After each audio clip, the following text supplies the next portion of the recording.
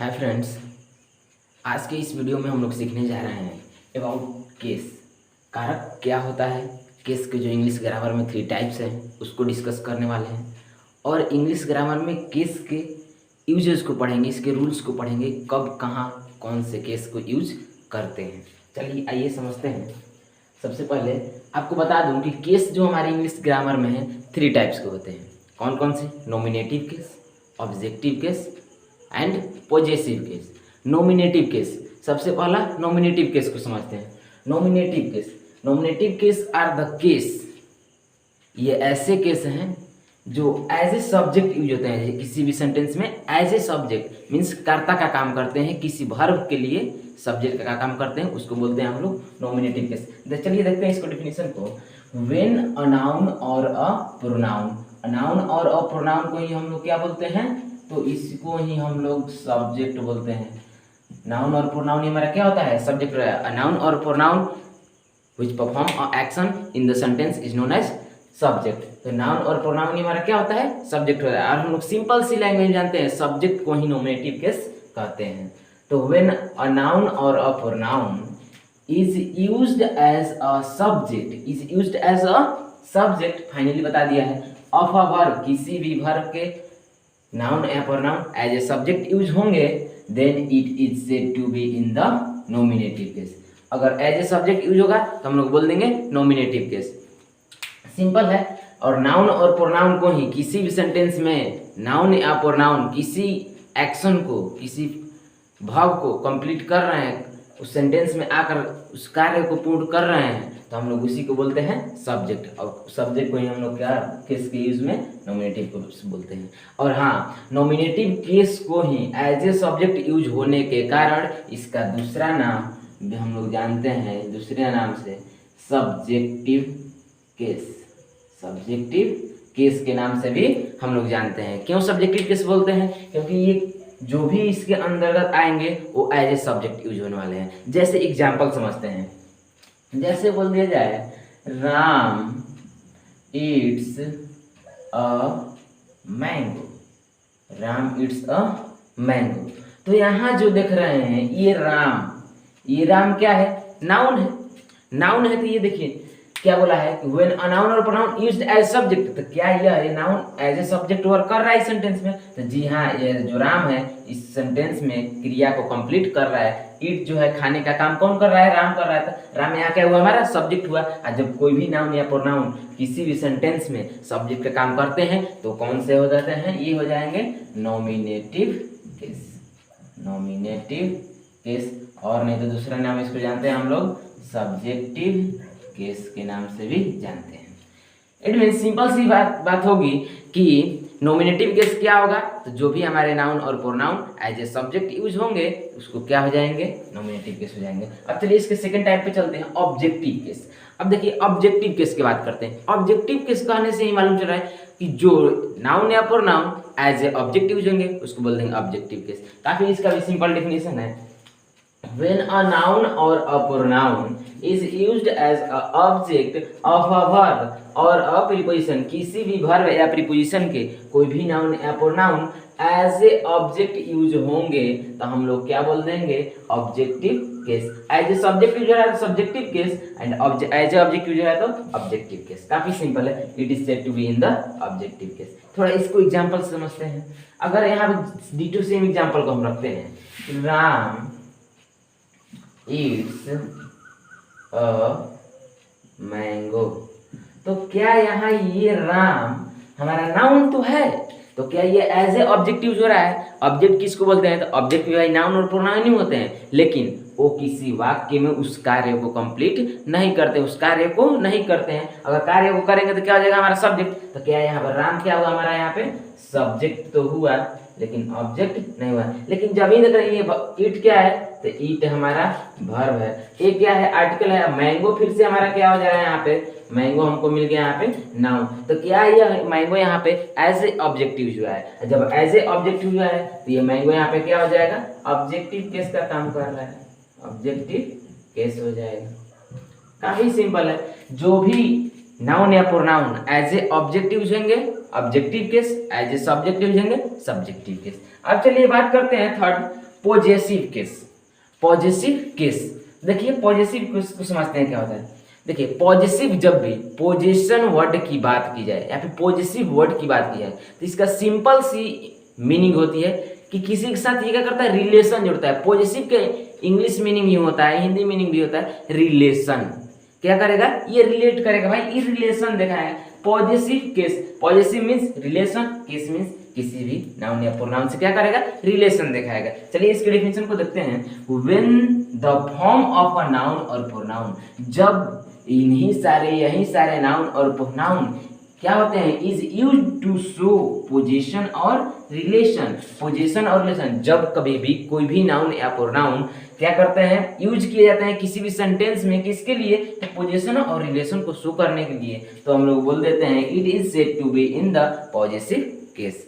क्या होते हैं भाई, कि जब भी किसी भी नाउन या प्रोनाउन को किसी भी सेंटेंस में किसी से पोजीशन और रिलेशन दिखाने के लिए यूज किया जाता है, शो करता है, तो क्या हो जाएगा, हमारा पॉजेसिव केस हो जाएगा। जैसे हम लोग बार बार बोलते हैं, एग्जांपल लेते हैं कि this is my book, this is my book. थोड़ा यहाँ ध्यान से देखेंगे, ये भी नाउन या प्रोनाउन। केस क्या होगा भाई, तो केस भी वर्ड में नाउन या प्रोनाउन ही होते हैं। बस समझना है कि नॉमिनेटिव केस सब्जेक्ट की तरह यूज होगा था, ऑब्जेक्टिव केस एज ए ऑब्जेक्ट यूज होगा, पॉजेसिव केस मींस जहां रिलेशन दिखाएगा। तो चलिए यहाँ देखिए, this is my book. This क्या है भाई, ये भी प्रोनाउन है, डेमोन्स्ट्रेटिव प्रोनाउन। इसका भी प्रोनाउन का वीडियो अपलोडेड है, जिसको भी आप थोड़ा जाकर देखेंगे और काफी क्लियरेंस मिलेगी, तो कैसे हम लोग पहचान रहे हैं कि केस कौन कौन से हैं। अब देखिए यहाँ माई जो है हमारा क्या है, ये भी प्रोनाउन है, लेकिन देखिए क्या कहा है कि बुक, यह बुक मेरा है। ये माई जो वर्ड यहाँ आ रहा है प्रोनाउन, क्या कर रहा है, इस बुक के साथ हमारा रिलेशन दिखाने का यहाँ पे काम कर रहा है। क्या कर रहा है, यहाँ पे बुक के साथ रिलेट कर रहा है।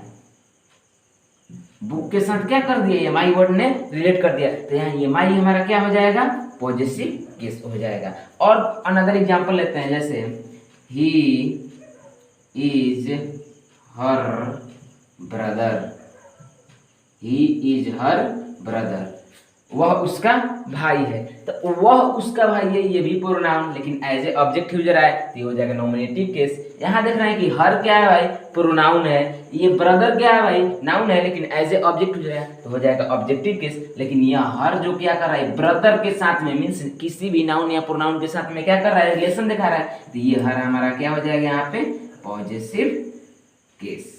क्या हो जाएगा, पॉजेसिव केस। काफी सिंपल है, केस को हम लोग आसानी से इस तरह से टाइप्स में पहचान सकते हैं। किसी भी सेंटेंस में दे रहा है, चाहे कैसे भी दे रहा है। एक्सरसाइज के क्वेश्चंस करिएगा, कोई भी क्वेश्चन करेंगे इजीली होगा। बस सिंपल सी बात एक ध्यान रखना, नॉमिनेटिव केस किसको बोलेंगे, तो जब कभी भी कोई भी नाउन या pronoun as a subject use होंगे तो हमारे क्या हो जाएंगे, नॉमिनेटिव केस। और ऑब्जेक्टिव केस, जब कभी भी नाउन, कोई भी नाउन या प्रोनाउन एज ए ऑब्जेक्ट यूज होंगे तो हम लोग उसको बोल देंगे ऑब्जेक्टिव केस। और पॉजेसिव केस, जब कभी भी कोई भी नाउन या प्रोनाउन, जब किसी भी नाउन के प्रोनाउन के साथ में किसी सेंटेंस में रिलेशन शो करने के लिए, पोजीशन शो करने के लिए, किसी के साथ रिलेट करने के लिए यूज किया जाता है, तो उसको बोल देंगे पॉजेसिव केस। चलिए अब देखते हैं केस के नेक्स्ट टॉपिक को।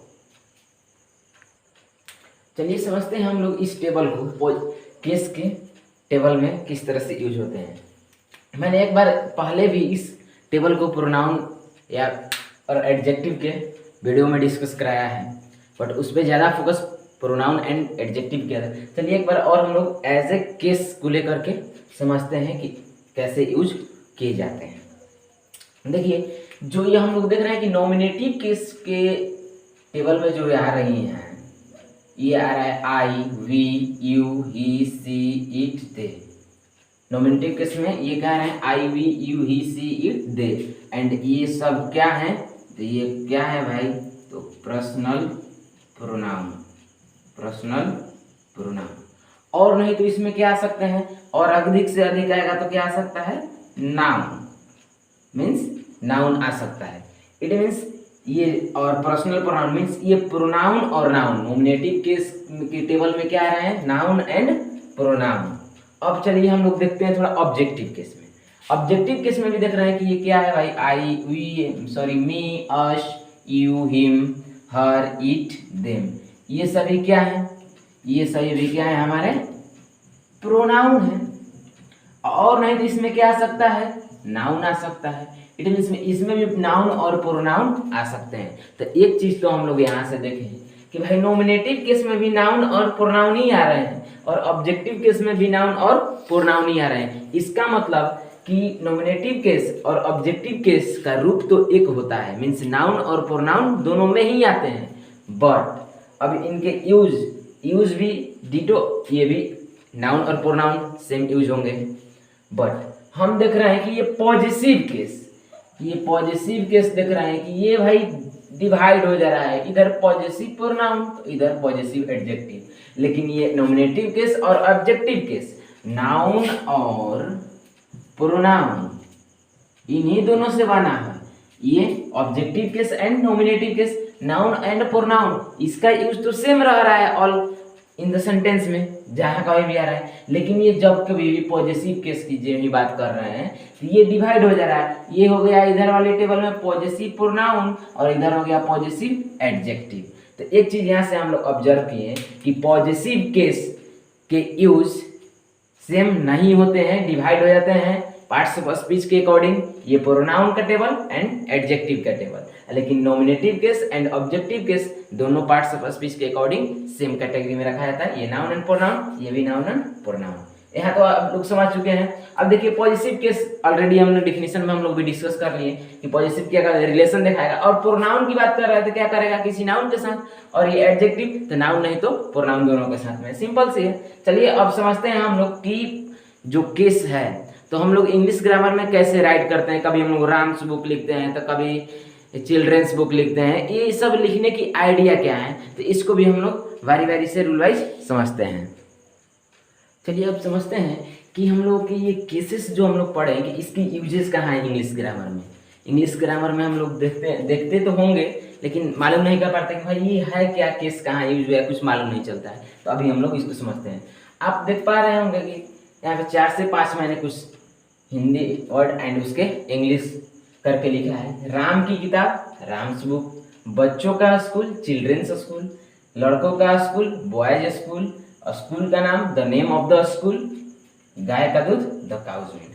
तो यहाँ पे आपने देखा होगा कि सब क्या कर रहे हैं एक दूसरे में। देखिए राम की किताब, तो जो ये राम है यहाँ पे इस किताब से क्या कर रहा है, रिलेशन तो दिखा रहा है, रिलेशन दिखाने का कार्य कर रहा है। तो जब रिलेशन दिखा रहा है तो कौन सा केस, पॉजिटिव केस। मीन्स यहाँ पे कौन से केस हम लोग यूज कर रहे हैं, पॉजिटिव केस की बात कर रहे हैं। और जब कभी भी केस की बात कर रहे हैं तो किसी भी सेंटेंस में ज्यादातर पॉजिटिव केस, और जब सब्जेक्ट की तरह यूज होंगे तो सब्जेक्टिव केस, ऑब्जेक्ट तो ऑब्जेक्टिव केस। यहाँ हम लोग किसकी बात कर रहे हैं, पॉजिटिव केस। मीन्स किसी भी नाउन से पॉजिटिव केस कैसे रिलेट करता है। देखिए राम की किताब है, राम से रिलेट कर रहा है किताब, ये दोनों में रिलेशन दिखा रहा है। अब देखिए इसका इंग्लिश हमने यहाँ लिखा है राम्स बुक। अब चलिए आगे थोड़ा, बच्चों का स्कूल। देखिए बच्चों और स्कूल, ये यहाँ पर ये दोनों में रिलेशन दिखा रहा है, तो इसका मैंने इंग्लिश लिख दिया है चिल्ड्रंस स्कूल। और देखिए यहाँ लड़कों का स्कूल, तो यहाँ लड़कों और स्कूल, यहाँ भी इन दोनों से रिलेशन दिखा रहा है, तो इसका मैंने इंग्लिश लिखा है बॉयज स्कूल। आप थोड़ा यहाँ देख रहे हैं कि मैंने यहाँ पोस्ट ऑफिस लगाया, यहाँ पर यहाँ लगाया, लेकिन यहाँ पे इसके बाहर लगाया। लेकिन यहाँ देखें स्कूल का नाम, तो स्कूल और नाम यहाँ भी इन दोनों में रिलेशन तो है, लेकिन हमने यहाँ इसमें किसी एस का यूज, पोस्ट ऑफिस का यूज नहीं किया है। ऐसा क्यों कर रहे हैं। अब देखिए गाय का दूध, तो यहाँ गाय और दूध इन दोनों से रिलेट कर रहा है, लेकिन यहाँ भी हम देख रहे हैं कि यहाँ पर पोस्ट ऑफिस का यूज किए हैं। तो हम लोग इस तरह से क्यों कर रहे हैं, देखिए सिंपल सी बात है। जब कभी भी किसी नाउन में अगर सिंगुलर फॉर्म में रहते हैं कोई भी नाउन, और वहाँ किसी से पोजीशन दिखा रहा है, मीन्स किसी से वो रिलेट कर रहा है, तो उसको लिखने के लिए हम लोग पोस्ट ऑफिस का यूज करते हैं। जैसे हमने लिखा है राम की किताब, तो राम्स बुक, यहाँ पे सिंगुलर है इसीलिए हम लोगों ने यूज कर लिया है राम्स बुक। अगर यहीं प्लूरल रहता है कि लड़के के किताब, लड़कों के किताब, तो देखिए यहाँ पे लड़कों का स्कूल, या फिर रहता है लड़कों के किताब, तो लड़कों के किताब।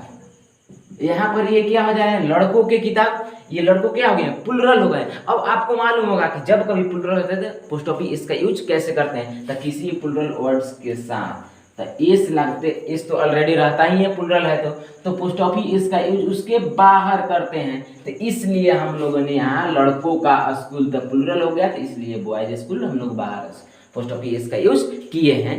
और करने के साथ पोस्ट ऑफिस क्या कर रहा है, बॉयज स्कूल, इन दोनों का रिलेशन दिखा रहा है। तो अब आप समझ चुके होंगे कि हम लोगों ने इन सारे को कैसे किया है। सिंगुलर रहता है तो पोस्ट ऑफिस उस नाउन वर्ड के बाद पोस्ट ऑफिस जोड़ते हैं। अगर प्लूरल, अब देखिए बच्चों का स्कूल, तो ये चिल्ड्रन भी तो ये प्लूरल वर्ड है, लेकिन इसके अंत में एस नहीं रहता है। जिस भी वर्ड के बाद में, जिस भी नाउन वर्ड के बाद में एस रहेगा तो उसके बाहर हम लोग पोस्ट ऑफिस लगाएंगे। और वर्ड प्लूरल है और उसके अंत में एस नहीं आया है तो हम लोग क्या करेंगे, जैसे कि चिल्ड्रन देख रहा है तो CHILDR चिल्ड्रन, इसके अंत में एस नहीं आ रहा है तो पोस्ट ऑफिस जोड़ करके उसका यहाँ पे पॉजिटिव केस बना देंगे। उसी तरह से हम लोग लड़कों का स्कूल, बॉयज स्कूल प्लूरल है तो बाहर लगाएंगे। स्कूल का नाम, अब देखिए निर्जीव हो जा रहा है यहाँ पे, जब कभी भी नॉन लिविंग की बात की जाए, निर्जीव वस्तु स्कूल का नाम, तो स्कूल का नाम इसमें हम लोग रिलेशन तो दिखा रहा है, लेकिन ये निर्जीव होने के कारण हम लोगों ने यहाँ पोस्ट ऑफिस इसका यूज नहीं कर रहा है। सिंगुलर प्लूरल की तो बात करेंगे ही नहीं, निर्जीव हो गया तो चुपचाप निर्जीव में हम लोग ऑफ का यूज करते हैं। देखिए हम लोगों ने लिखा है the name of the school, यहाँ पे किसका यूज करेंगे, ऑफ का यूज करेंगे, न कि पोस्ट ऑफिस का। पोस्ट ऑफिस यूज नहीं करते हैं, नॉन लिविंग में पोस्ट ऑफिस का यूज नहीं करेंगे, निर्जीव में नहीं करेंगे, किसका यूज करेंगे, ऑफ का करेंगे, the name of the school. गाय का दूध, गाय क्या है भाई, सिंगुलर है तो क्या हो जाएगा, द काऊ। अब बताइए गाय का दूध, तो दूध के साथ रिलेशन दिखा रहा है, तो दूध के साथ रिलेशन के लिए पोस्ट ऑफिस लगाइए और दूध का इंग्लिश लिख डालिए, हो गया हमारा द काउस मिल्क। इस प्रकार से हम लोग आसानी से पॉजिटिव केस, किसी भी नाउन के पॉजिटिव केस बना सकते हैं। अगर सिंगुलर है तो उस नाउन वर्ड के बाद पोस्ट ऑफिस जोड़ के उस जो भी जिससे भी रिलेशन दिखाना है उस वर्ड को रखेंगे। अगर प्लूरल है और उस प्लूरल वर्ड के बाद बनने के बाद भी उसके अंत में एस नहीं आता तो पोस्ट ऑफिस यूज करके जो भी नाउन से रिलेशन दिखाना है उस नाउन को पॉजिटिव केस बना देंगे। अब मान लीजिए कोई भी नाउन या नाउन आ रहा है, उसमें ऑलरेडी वो प्लूरल फॉर्म में है और प्लूरल फॉर्म में होने के साथ साथ उसके अंत में एस आ रहा है, तो एस आ रहा है तो वहां पे क्या करेंगे, केवल पोस्ट ऑफिस लगा करके उसका उस वर्ड के साथ रिलेशन दिखाकर पॉजिटिव केस बना देंगे। अब देखिए जहां निर्जीव की बात की जाए और पॉजिटिव केस बनाना है, उससे रिलेशन दिखाना है, तो वहां हम लोग ऑफ का यूज करेंगे, न कि पोस्ट ऑफिस का यूज करेंगे। और ये तो हो गया सिंगुलर है, सिंपल। इस प्रकार से आप आसानी से केस में जो भी यूजेज हैं आप समझ सकते हैं। अगर दिया है इंग्लिश में भी दिया है तो आप उसकी हिंदी कर सकते हैं। राम्स बुक, आप समझ गए, राम्स बुक बाय, तो राम के बाद पोस्ट ऑफिस लगाया, बुक है, इट मीन सिंगुलर है, तो राम की किताब बोल सकते हैं। यही हो जाता है, देखिए यहाँ पे जब लिखा बॉयज बुक, अब देखिए इसका हिंदी कैसे बनेगा, बॉयज बुक। आप यहाँ क्या देख रहे हैं कि बॉयज, इसके बाद पोस्ट ऑफिस का इसका यूज किया गया है, इसका मतलब क्या है, प्लूरल है, तो आप इसका हिंदी क्या बनाएंगे, लड़कों के किताब। इस प्रकार से आप आसानी से कर सकते हैं। और ज्यादा इसके डिटेल नोट्स देखने के लिए आप डिस्क्रिप्शन बॉक्स में PDF को जरूर चेक करें, वहाँ काफ़ी आपके लिए मददगार होगा। चलिए तब तक के लिए थैंक यू, मिलते हैं नेक्स्ट वीडियो में।